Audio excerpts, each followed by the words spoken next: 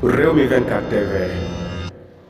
incha allahu rabbi ñun ñëpp ñu ànd campagnal Bassirou Diomaye Faye. lu tax ngeen war a campagnal Bassirou Diomaye Faye sénégalais lu tax ñun ñëpp ñu war a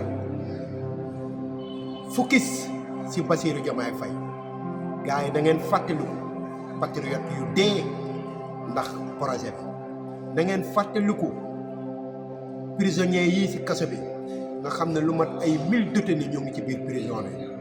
gars yi rawatina nag sunu président Ousmane Sonko. gars yi xam naa ne yéen ñii di ma seetaan boo leen sañoon suba Ousmane Sonko génn prison muy man ak muy yow muy keneen ak keneen boo leen sañoon Ousmane Sonko lu mu guddi mu génn prison. mais gars yi laaj la ma lu koy génnee prison mooy ngeen focus ci Bassirou Diomaye Faye. fexe ngeen teg fi Bassirou Diomaye Faye ci Sénégal. yow leer na la leeru yàlla Bassirou Diomaye Faye bis bu nekkee président de la république Ousmane Sonko benn waxtu dootu ko defati ci biir kaso bi.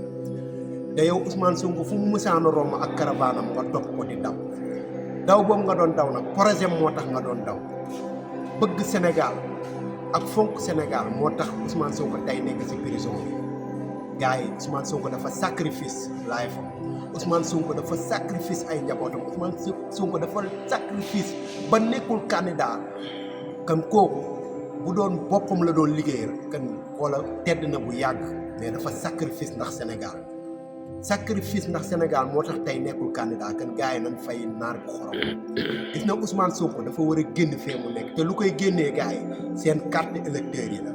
gars yi bu leen dof bu leen benn politicien nax si ay 10 000 ak 5 000. gars yi fu gars yi romb te faraloo Ousmane Sonko da ngeen ko sonoriser Sonko bu dul jeex. campagne bi xam na campagne lan la campagne bi sunu campagne la ñun jeunesse bi. gars yi dama leen di wax ne ngeen dem jëli seen carte jëlee fii lii nekk fii ñu fal Bassirou Diomaye Faye mooy sunu président 6 mooy 9 Bassirou Diomaye Faye mooy Sonko mooy Bassirou Diomaye Faye. kan gars yi loolu laa amoon lu mu leen wax lu ñu dund sa waay lu ñu dund ci 3 ans yu mujj yi lu ñu dund ci 2 ans yu mujj yi doomu ndey dafa metti sa waay souffrir góor yàlla yi dee ñii ñu dóor leen ay bal.